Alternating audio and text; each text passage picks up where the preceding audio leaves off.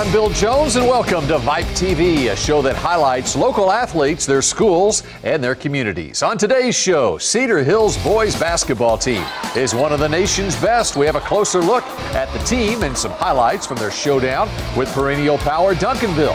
In Tarrant County, the Richland Rebels boys basketball team is having a great year. This week, we interviewed their coach to learn why. Plus, we have a heartwarming story about how one coach has helped rally a team and a community around an injured player. And finally, National Signing Day is this coming Wednesday. There's a lot of great information to discuss, and our expert, David McNabb, is here to tell you the latest news. We start today with some high school hoops. Two state-ranked teams went head-to-head in a District 5 5A showdown. 12th-ranked Duncanville against 2nd-ranked Cedar Hill. Coming into the game, the Duncanville Panthers only had one loss in district play. They were hoping to move into a first-place tie by defeating district leader Cedar Hill. Jam-packed gym at Cedar Hill High School for this one. The Panthers hanging close early, and Duncanville senior forward James Moody with a nice defensive play. Got the block from behind on the fast break. Cedar Hill was up by just 2 through 1 quarter. But the Longhorns senior center Thomas Gibson, the future Kansas State Wildcat, comes through. Got the rebound off the missed shot, tips it up, finally got the ball in the hoop. Cedar Hill, 4th-ranked team in the state, wins 54-44. So Cedar Hill remained undefeated in district play. They are a state powerhouse, ranked 4th in 5A in Texas. They also only lost 2 district games the last 3 years. We visited Longhorn country this week and discovered the keys to the team's success. Wow, you just look at the banners on the walls here, and you can see what Coach Milson has done for this program. Talk a little bit about his impact on the program. Well, I think everybody across the state, when you mention Coach Milson's name, there's a great deal of respect, for him and what he's done and what he stood for. And I'm just tickled to death that they were coming to a program that he's established, to be one of the most respected and one of the perennial programs in the state of Texas. How different is it this year with a new coach? It's not really different because we still play hard as we can, and Coach he just pushes us more. He pushes us more, have us more on defensive end instead of the offensive end. Not really focused on as much offense as we play, just as much as defense. Denying the ball, putting pressure on people when they pick it up. Calling out dead, make sure that we playing hard and tough. It's way different. Cause we had to. They try to play with him, and with Coach Milson, it's so different because he's a half-court coach, and he's like a running gun coach. We just try to run with him and just try to play with Thomas. He pushes us hard. We focus more on defense too. I think that's a big difference. What can this team do? We can go far. That's all I know. We can go far off our defense. This team can play D. We can put up points on the offensive end, and we just love playing basketball. Can you win state? I'm pretty sure we can. I believe we can. We talk about it every day. This team, we can win state. Honestly, we can if everybody just goes under his philosophy and everybody comes together and plays as a team. I keep telling them, and it's as a coach, and that's just anybody. We always tell them, hey, we can win, we can be state champions, we can be the best, and so we're asking them actually to believe something without seeing it, and because it's never happened here. And so, but that's the way it is in life. Until you've done something, you have to have that belief and that faith that it's going to happen, and you have to, combine that with hard work, and attitude. And I tell the kids that I'm always trying to push them to get to where I know they can be, as opposed to where they are. We just gotta play together and just listen to Coach Thomas and stay under his philosophy and what he wants us to do, and look ahead instead of being in the present right now. Well, they're great kids, and and I'm really blessed, to be here in this area of Dallas, and it's a basketball hotbed, But the main thing is the kids and the people, relationships. And I tell kids that all the time. If we go through the season and we don't have a lasting relationship, a positive relationship, one that's respectful, then I feel like we really failed. Finish it. That's what I'm here for. And Tim Polzer will be here to discuss all the high school hoops when VYPE TV continues in a moment.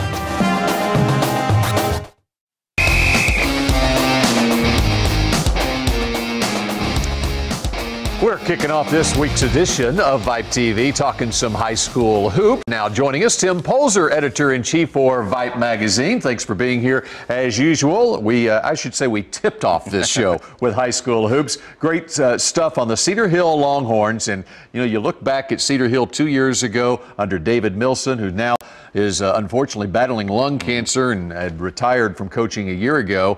Tim Thomas has taken up where they left off because 2 years ago they were in a state championship game, and they're right up there at the top of the state rankings this year. Absolutely. Coach Milson really helped establish that program as not only an area power but a state power, and it's really been a seamless transition for Coach Thomas the way they're playing this year. They look like a state contender. And Tim Thomas, a former coach of the year in the state of Texas down in Temple before getting the Cedar Hill job this year. And it's awful nice to inherit a job when you also inherit a guy like Thomas Gibson, who has signed with play at Kansas State. That's right. I mean, Thomas came on the scene, really had a great sophomore year, followed up with a solid junior year, and is on everybody's list this year as a senior. And you know, what kind of program or coach doesn't want just a foundation like that for 3 years, and Coach Thomas has taken advantage of it. Unlike the dominance of Cedar Hill, the Richland Rebels have been surprising their fans this year. This team from North Richland Hills having its first winning season in 3 years. They are perfect in District 6-5A, ranked 22nd in the state.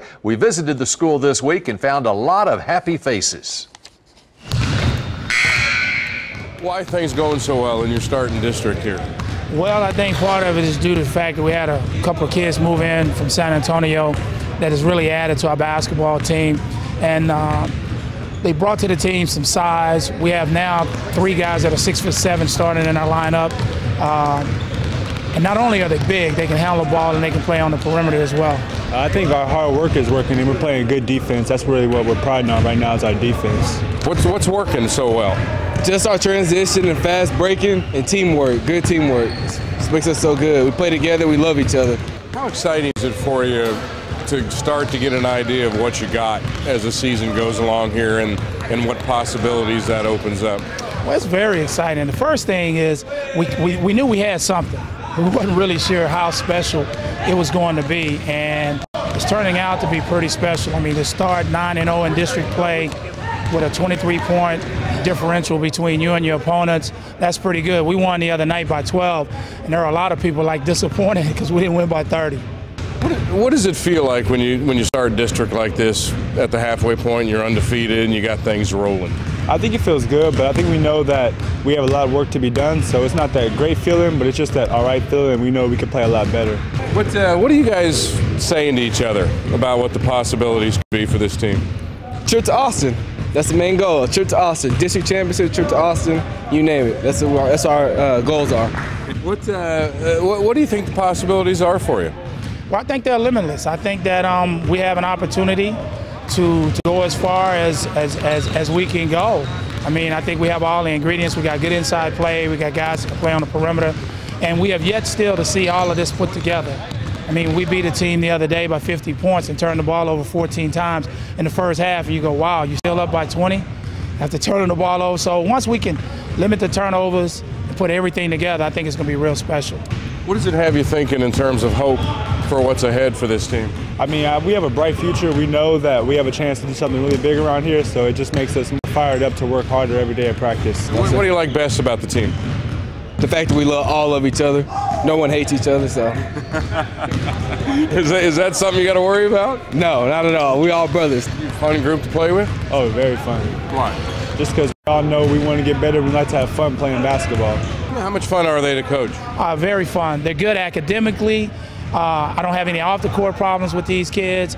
I mean, it's an exciting group. I mean, I've probably been more excited this week about coaching basketball than I have in a long time. And Steve Dennis doing the reporting honors out there at Richland High School. Tim Polzer here to talk about Richland. Steve being out there, a Dennis reminds me the last time Richland had a team like this, they had Colin Dennis, who played at South Florida, then transferred to North Texas, averaged 14 points a game for the Mean Green a couple of years ago. Some real good talent for Richard Bacon out there at Richland. Absolutely. I mean, they talked a little bit about defense, which is kind of a contrast because they're averaging almost 70 points a game, and they one of the better offenses in the area with Justin Hammonds, Wesley Gibson, and obviously a fun team to watch. You talk about the 14 turnovers, but still beating somebody by 50 points. I mean, that's almost like the old Dallas Mavericks with Don Nelson. So, exciting team to watch. Well, and it's exciting for a coach when you get a couple of transfers, brothers from San Antonio Johnson. You mentioned the Hammonds. One's a senior. He's committed to Air Force or signed with Air Force.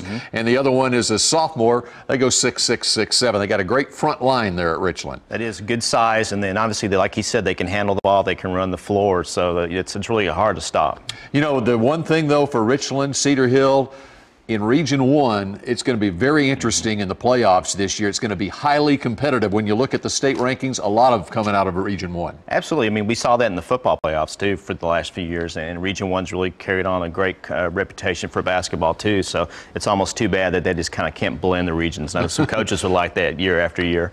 All right, Tim Polzer, we appreciate it as usual, joining us here on VYPE TV. And up next, we'll show you how one coach in North Texas has gone above and beyond to help one of his injured players. And later, our recruiting expert, David McNabb, is here to discuss National Signing Day. There's lots to talk about, so stay with us.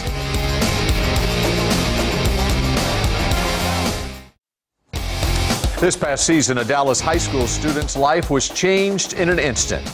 But in the aftermath, one coach has been on a one-man mission to improve his quality of life. Here's this week's FCA Spotlight.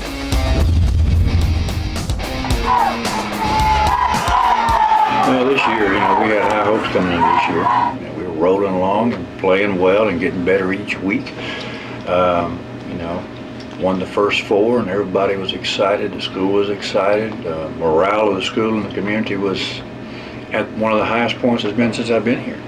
And then, of course, September the 30th, about 9:48 at night, the worst thing that could happen to a coach or a player happened. There's a Molina High School quarterback was injured during a game last night. DeAndre Preston was trying to score a touchdown when he was hit by 2 players during this game last night against Pinkston High School. One player hit his feet, another hit his helmet, injuring his neck and his spinal cord. Preston underwent surgery. As of right now, it's not clear if he's going to be able to walk again. In about the blink of an eye, a lot of my priorities changed. So I woke up the next morning and after about 30-45 minutes of sleep and came to school and knew I had to get with my kids because they were devastated. Coaches were devastated. And I couldn't let them know that I was.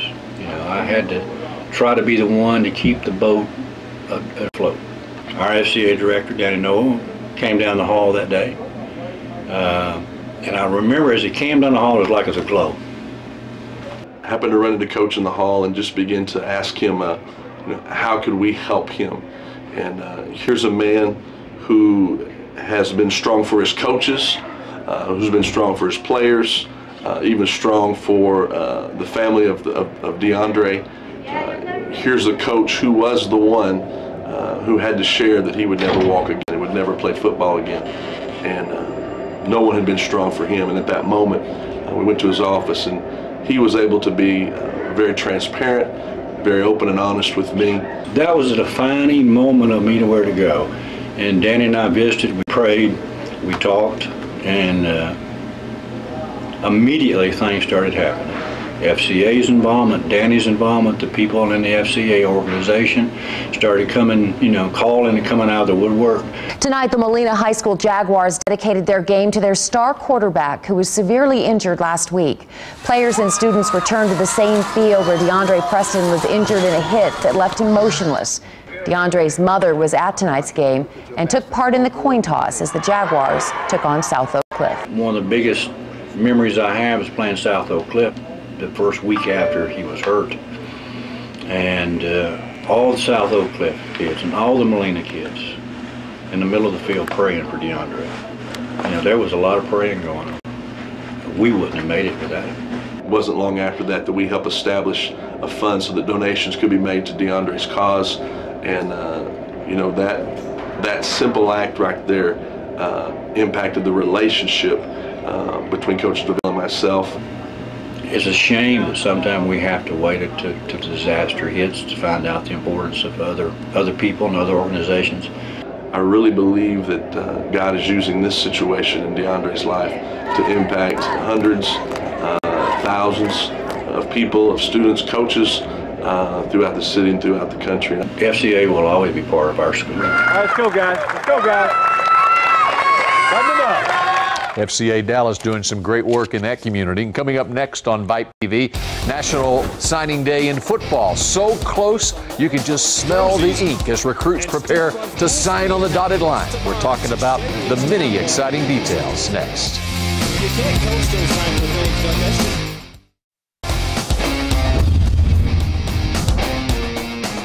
It is time for our recruiting update here on VYPE TV, and with that we'll welcome in David McNabb, VYPE recruiting expert, author of the weekly McNabb Report. Yep.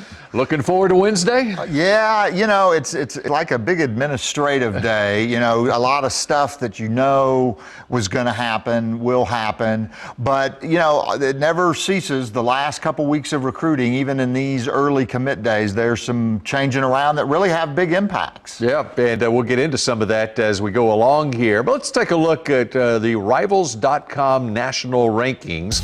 A week ago, we were talking about Texas being #1 on the list. That was when David informed us of a Texas recruit who switched commitments to Auburn, I believe. And so now Alabama has moved ahead of Texas on the national rankings. Yeah, Auburn's coming in with a huge class off their national championship. So Texas will still be, you know, really good. And it's hard to keep the excitement going because most of these guys have been committed for almost 9 months, but they've got a really strong class. All right, let's take a look at some of our regional teams, Big 12 South teams, as well as some from the area, and where they rank is, according to Rivals.com, Texas #2, OU 12, Texas Tech #16 in the nation. Tommy Tuberville doing a job. Then you got Arkansas at 22, Oklahoma State 24, and TCU comes in at 25. The Aggies at 35. Baylor ranked 43rd, SMU 49. They just ranked the top 50 right now, so North Texas not amongst those. Let's start off, though,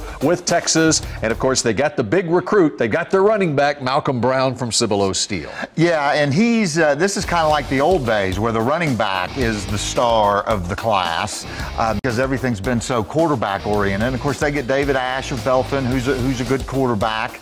But Malcolm Brown is, they plan on him being in the lineup, you know, very soon next year. And they're actually getting Jackson Shipley, who has a history of this area. And Jackson will train again with Jordan. Jordan just had off-season shoulder surgery, so they'll be training in Austin. Jackson will be running track at Brownwood. Those two guys will have an immediate impact next year. And, of course, he does have a history in this area because Jackson Shipley played at Coppell his sophomore year before his dad got the coaching job at Brownwood. That's where he finished up his high school career. He's going to be a lot like Jordan Shipley at Texas, I guarantee. Yeah, very, very simple. And what I tell people, look for Jackson to make the leaping acrobatic catches. He has a real knack of jumping over people and reaching in front and taking the ball out, just like Jordan could, you know, run those quick slant routes and turn them into 80-yard touchdowns. All right, let's go north of the Red River, where the Oklahoma Sooners, you saw, they're ranked 12th nationally, according to Rivals. And Oklahoma has dipped, of course, into the Metroplex. They've got a fine running back, Denzel Williams from Arlington Martin, who he's recruited as an athlete, might be playing safety in college. Yeah, he might be playing safety. Oklahoma does a little bit of sort of TCU. Let's get some athletes in here, and then let's figure out whether they're a slot receiver, a running back, a safety, a cornerback. And the one thing that you do know about Denzel is he is a big-time college player. He may have to learn a position for a year or two, but we'll hear about him again. And OU's got a 5-star running back in Brandon Williams, a 5-star wide receiver out of White House. Trey McTwire is his name, who hasn't qualified yet. Hadn't qualified yet, and that's he's a Louisiana kid, so that's why you get a McTwire, not a McTwire. So that comes in, but he's a big-time talent, and if he ends up at Oklahoma this year or in 2 years, people will know how to pronounce McTwire. Okay, speaking of names we need to learn how to pronounce, and speaking of some of the news leading up to National Signing Day, a guy who has been a Baylor commit, the tight end from Trinity, who projects as an offensive lineman, You got his pronunciation right? Nila Casatati. Nila Casatati, who came up big in big games for the Trinity Trojans. Wavering on that Baylor commitment now? Yeah, there's, he's really spiked. Several Big 12 schools came in, and then now all of a sudden this week, Brent Venables has been around the Trinity campus a lot this week. And also Utah, which is a big-time program, but also has kind of that Polynesian cultural community thing that is a pipeline to there, and it's Baylor's having trouble keeping several of their players. So on the good hand, that means Art Briles has got a pretty good class that everybody's coming in and looking at them. But where Nila ends up is, looks like it'll probably be Oklahoma or Utah as opposed to Baylor right now. And of course, Oklahoma has an opening because Brandon Carter, originally committed to them, is now with TCU. We'll get into the Horned Frogs class next week here on VYPE TV. But very quickly, Texas Tech, 16th ranked in the country. Tuberville's doing a job there. He's doing a great job, and I would argue it should be rated higher because Michael Brewer is the quarterback, and he's not very highly rated, but I don't think they're right on that rating. Yeah, they got him as a 3-star, and he's better than that. When he gets out there, he's going to be a big-time and I think he's already out there. I think he's out there. He'll learn that offense. The early enrollee for quarterbacks is a big factor. Marcus Robertson, the kid they got from St. Thomas Aquinas, who we saw against Skyline in Cowboy Stadium, is a big-time player. All right, David McNabb, we appreciate it. He'll be busy this week. We'll have more from him on National Signing Day next week here on VYPE TV, and we thank you for joining us this week here on VYPE TV. We will be back next week at noon to bring you the best stories in North Texas high school sports. Have a great day. We hope your signing class turns out as good as what it appears Texas signing class will be with Malcolm Brown. See you again next week.